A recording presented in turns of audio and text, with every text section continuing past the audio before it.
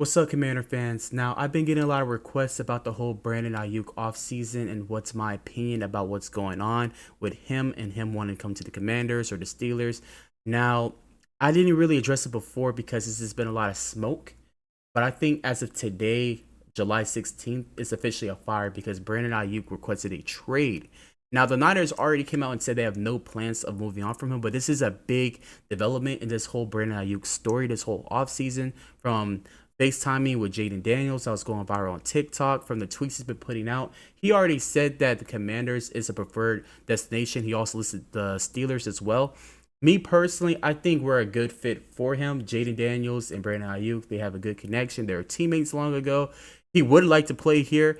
Now, the problem is we might be able to afford Brandon Aiyuk, but I don't think we can afford to trade Aiyuk. I wouldn't be opposed for us just waiting this out for him to become a free agent and potentially picking him up because as of right now, July 16th, it doesn't look like they have a deal going on right now. Now, I'm sure they have been sending them offers and they've probably been sending them offers again. I also saw that the Patriots sent them some offers as well. I wouldn't give up more than a third round pick for Brandon Aiyuk. Another simulations I've been seeing that people post is trading away De'Ami Brown in a third. I'll do a third, but I wouldn't do a second or first. I'll do a third, but not a second or third. So a third in De'Ami Brown and maybe a six for Brandon Aiyuk. That's cool. But a second or first isn't really something you'll do. Now, a lot of people have been calling him a diva or he's being dramatic, and we don't need that in our locker room with the whole reset.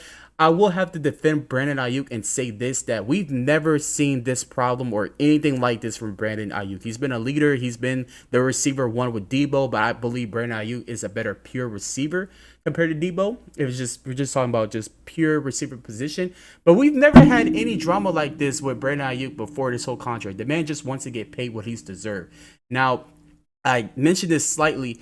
We might not be able to have a lot of assets or this be appealing for the 49ers to partner with for a trade. I think other teams like the Steelers and definitely the Patriots have more to give up for Brandon Aiyuk. However, I do think we can afford Brandon Aiyuk. I think the most favorable situation that this can go down is if Brandon Aiyuk sucks it up and they might play out his last contract with the Niners and then boom, it looks like the relationship is damaged. Boom, he becomes a free agent, and then we can sign him and give him the money. Because we still have about 60 million, I want to say, in cap space, despite making the most free agent acquisitions this offseason. We can definitely afford him. I don't think we have to really give up the capital for Brandon Aiyuk. Now, I have his stats right here. Don't get me wrong. If we end this the article, if you think I'm bullshitting, I think you guys been seeing all of this smoke or fire about Aiyuk. But, again, Niners, they do not plan to move on from him at all. But his stats are not bad. He's a solid. He could be a 1B. I don't think he's better than Terry McLaurin. I don't think any fan's been saying he's better than Terry McLaurin. But to me, at least currently, he's definitely better than Jahan. I can't even say he'll be our starting two. I think we'll have a 1A, 1B kind of deal if we get Brandon Aiyuk. And I think the offense will get going. But another option, actually, let me go through these stats. So last season, he had 7 touchdowns, then 8. 2 back-to-back 1,000-yard receiving in the season. And then you have 5 and 5. But Brandon Aiyuk is still young. I want to say he's like 26, 20. He's in his mid-20s. Like, how old is this guy? He's still young. Yeah, he's born in 98, so he's about 27. Yeah, he's 20. Yeah, he might be 25. I can't do math. Yeah, but he's young. And the point is, I think we should just wait it out at this point, There really is no reason to really rush at this if this guy's going to be a free agent by next season. We have a lot of time.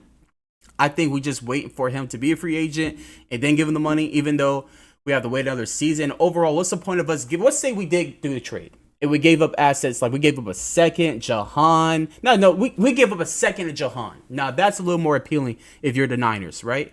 And then we have all these weapons around Jaden Daniels.